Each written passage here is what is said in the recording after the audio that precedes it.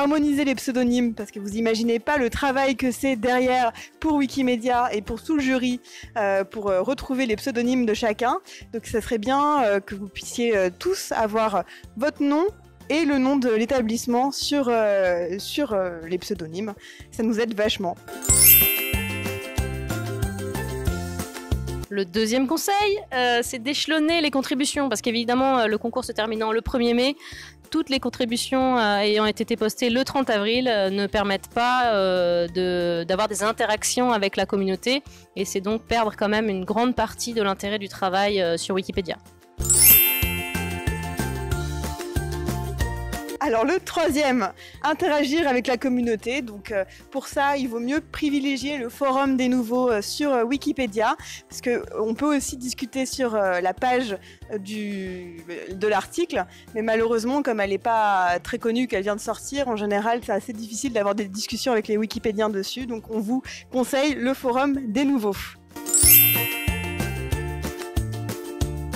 Le quatrième, c'est surtout de penser à compléter la page projet de votre établissement, parce que ça nous permet, nous jurys, de voir un peu l'évolution de votre travail, comment vous avez échelonné les séquences, quelles ont été vos difficultés, etc., comment vous avez interagi avec la communauté, comment vous avez posé des questions, et donc ça nous permet d'évaluer aussi votre contribution.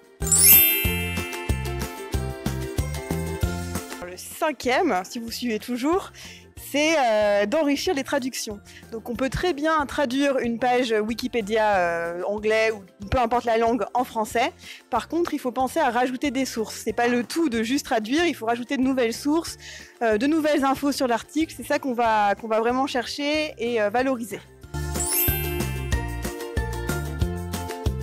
Le conseil numéro 6, c'est de penser à améliorer Wikipédia. L'objectif, c'est pas forcément de créer de nouveaux articles, puisqu'il y en a déjà sur beaucoup de sujets, mais tout simplement faire des corrections, retrouver des sources, enrichir un article, ça peut être très intéressant aussi comme travail.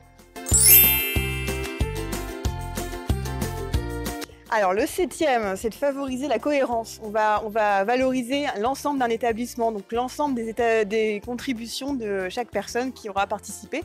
Donc c'est bien d'avoir une cohérence d'ensemble, de se relire entre élèves. Quand on écrit un article, on est plusieurs, par exemple que chacun a une partie, c'est bien d'avoir vraiment relire ensemble le tout pour avoir une unité de ton. Et c'est ça que nous, on regarde. Le huitième est très important, c'est de respecter les droits d'auteur. Il faut vraiment rester vigilant là-dessus, ne pas faire de copier-coller. Quand on ajoute des illustrations, vérifier qu'elles sont bien libres de droit, bien mentionnées, l'auteur de l'illustration, etc. Donc ça, c'est le huitième conseil, le plus important.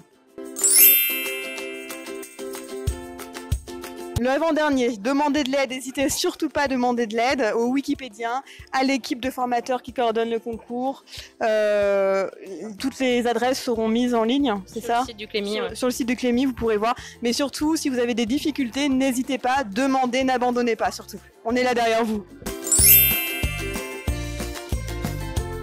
Et pour finir, le conseil numéro 10, soyez inspirés.